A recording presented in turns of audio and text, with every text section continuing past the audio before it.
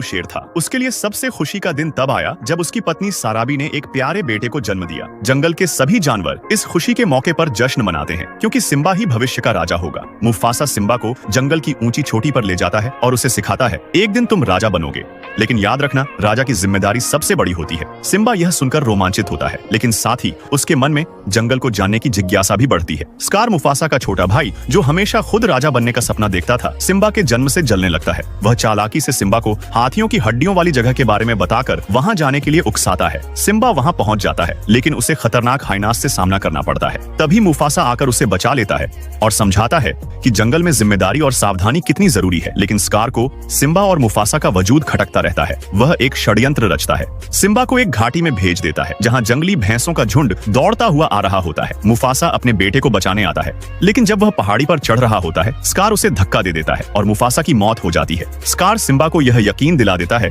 कि उसके पिता की मौत उसी की वजह से हुई है। गिल्ट में डूबा सिम्बा जंगल छोड़ देता है और रेगिस्तान में भटकते भटकते तिमोन और पुम्बा से मिलता है। वे उसे हकुना मटाटा यानी चिंता छोड़ो और मस्त रहो का मंत्र सिखाते हैं। कुछ समय बाद उसकी बचपन की दोस्त नाला उसे ढूंढती है और बताती है कि स्कार ने जंगल को बर्बाद कर दिया है। नाला की बात सुनकर सिम्बा को एहसास होता है कि वह डरकर भाग नहीं सकता। वह लौटता है और स्कार को चुनौती देता है। दोनों के बीच भयंकर लड़ाई होती है जिसमें सिम्बा जीतता है और सिंहासन वापस हासिल कर लेता है। स्कार हारकर जंगल से भाग जाता है। बारिश होती है, जंगल फिर से हरा भरा हो जाता है और सिम्बा राजा बनकर अपने पिता के दिखाए रास्ते पर चलता है। वह सीख जाता है कि एक सच्चा राजा वही होता है जो अपने लोगों की भलाई के लिए पर कमीनापन कहाँ से लाओगे? ये देखो, ये कुंभकर्ण की फूफी का लड़का गिर पड़े, आज माइस के पल्ले पड़ गया है। बचते बचाते ये गिर पड़े का घंटा पकड़ के लटक जाता है, जिससे इसके गले में हिचकिच होने लगती है। इसलिए ये पूरा कुआं उखाड़ के उसका पानी मुंह में भर देता है।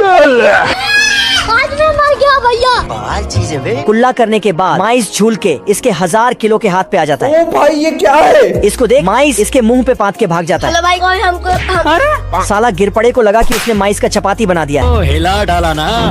लेकिन साला माइस को गरिया के इसके बगल में घुस जाता है हर बहिनी छिनार।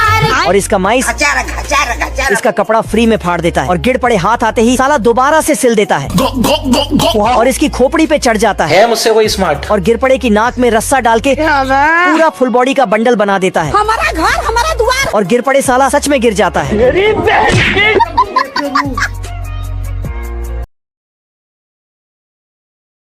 साला बाहुबली अपनी राम प्यारी को प्रोटीन खिला के खाते पीते घर वाली का बनाने की कोशिश में लगा है। अच्छा तो सुन बे, एक बार की बात हिंदी के बीच के बरमूडा में दोनों छपरी नल्ले बेरोजगार साले खा पी के मस्त चिल्ल मार रहे थे। सिस्टम पार देंगे। बहुत पैसा है अपने पास, तिजोरियां भर रही हैं, इतना पैसा है कि खत्म ही नहीं हो रहा। अभी अचानक से इनको कुछ बवाल चीज दिखी। अरे बाप, उधर लकड़ी में बंधा कच्चा हवा से लहरिया रहा था, जिसको गुद्दी गुलाबो फूंक मार के अपनी नई आँच चलाने की कोशिश कर रही थी। इसको अकेला देख दोनों नल्ले बेरोजगार साले एकदम से पगला जाता है और दोनों गुद्दी को प्रपोज करने के लिए नहा धो के तैयार हो जाते हैं जाना पड़ेगा मेरे को जाना। और अकेली गुलाबो को रास्ते में घेर लेते हैं। जय हिंद दोस्तों।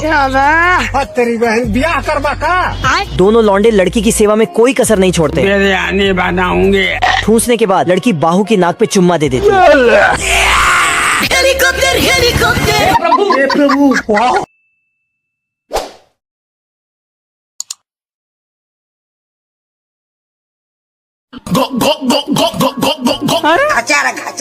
हमसे लड़ने की हिम्मत तो जुटा लो। अफ्रीका के घने जंगल का राजा मुफासा एक समझदार और दयालु